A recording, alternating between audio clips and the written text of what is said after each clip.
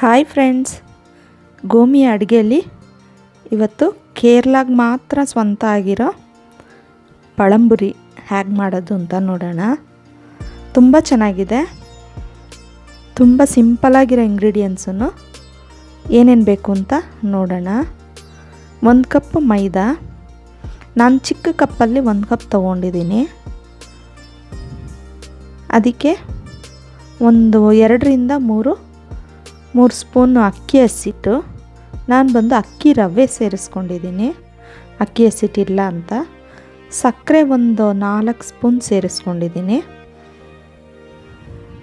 1 ಚಿಟಿಕೆ ಅರಿಶಿನದ ಪುಡಿ ಮತ್ತು 1 ಚಿಟಿಕೆ ಅಡುಗೆ ಸೋಡಾ ಎಲ್ಲನೂ ಮಿಕ್ಸ್ ಮಾಡಿಬಿಟ್ಟು ನೀರು ಹಾಕ್ಕೊಂಡು ನಾವು ಬಜ್ಜಿ ಬೋಂಡಾಗೆ ಮಿಕ್ಸ್ ಮಾಡೋ ಹಸಿಟ್ಟಿಗಿಂತ ಸ್ವಲ್ಪ ಗಟ್ಟಿ ಮಿಕ್ಸ್ ಮಾಡ್ಕೊಬೇಕು. ನೋಡಿ, ಇಷ್ಟು ಮಾಡಿಕೊಂಡ್ರೆ ಸಾಕು. 2 ನಿಮಿಷದಲ್ಲಿ ಆಗೋಗುತ್ತೆ. ಒಂದು 10 ನಿಮಿಷ ಇಟ್ಬಿಡೋಣ. ಇದಕ್ಕೆ ಫಸ್ಟ್ ನಮಗೆ ಬೇಕಾಗಿರೋದೇ ಕೇರಳ ಬಾಳೆಹಣ್ಣು. ಈ ಬಾಳೆನಲ್ಲೇ ನಾವು ಮಾಡೋಕ್ಕಾಗೋದು. ಬೇರೆ ಬಾಳೆನಲ್ಲಿ ಹೇಗಿರುತ್ತೆ ಅಂತ ಅಷ್ಟು ನಾನು ಟ್ರೈ ಮಾಡಿಲ್ಲ. ಕೇರಳ ಬಾಳೆನಲ್ಲಿ ತುಂಬ ಚೆನ್ನಾಗಿ ಬರುತ್ತೆ.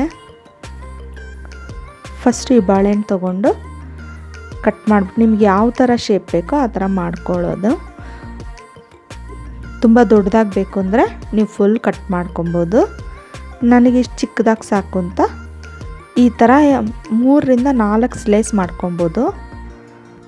ಮಾಡಿಕೊಂಡು ಎಣ್ಣೆ ಈ ಕಲಸಿಟ್ಟಿರೋ ಹಸಿಟ್ಟಲ್ಲಿ ಅದ್ಬಿಟ್ಟು ಕಾದಿರೋ ಎಣ್ಣೆಯಲ್ಲಿ ಹಾಕಿ ಕರೆದ್ಬಿಡೋದು. ನೋಡಿ, ಪಳಂಬುರಿ ರೆಡಿ ಆಗೋಯ್ತು. ತುಂಬ ಚೆನ್ನಾಗಿದೆ.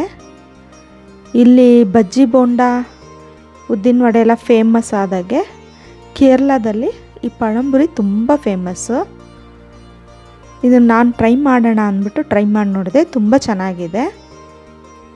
ಬಾಳೆಹಣ್ಣು ಸ್ವಲ್ಪ ಸ್ವೀಟ್ ಕಮ್ಮಿ ಇರೋದ್ರಿಂದ ನಾನು ಸ್ವಲ್ಪ ಹಸಿಟ್ಟಿಗೆ ಸಕ್ಕರೆ ಸೇರಿಸ್ಕೊಂಡಿದ್ದೀನಿ. ತುಂಬ ತೀರಾ ಹಣ್ಣಾಗಿರೋ ಬಾಳೆಹಣ್ಣಲ್ಲಿ ಚೆನ್ನಾಗಿ ಬರಲ್ಲ, ಮುಕ್ಕಾಲು ಭಾಗ ಹಣ್ಣಾಗಿರಬೇಕು. ತುಂಬ ಚೆನ್ನಾಗಿದೆ, ಚೆನ್ನಾಗಿ ಟೇಸ್ಟಾಗಿ ಬಂದಿದೆ. ಖಂಡಿತ ಒಂದು ಸರಿ ಟ್ರೈ ಮಾಡಿ ನೋಡಿ. ನನ್ನ ಚಾನಲ್ಗೆ ಸಬ್ಸ್ಕ್ರೈಬ್ ಮಾಡಿ ಫ್ರೆಂಡ್ಸ್.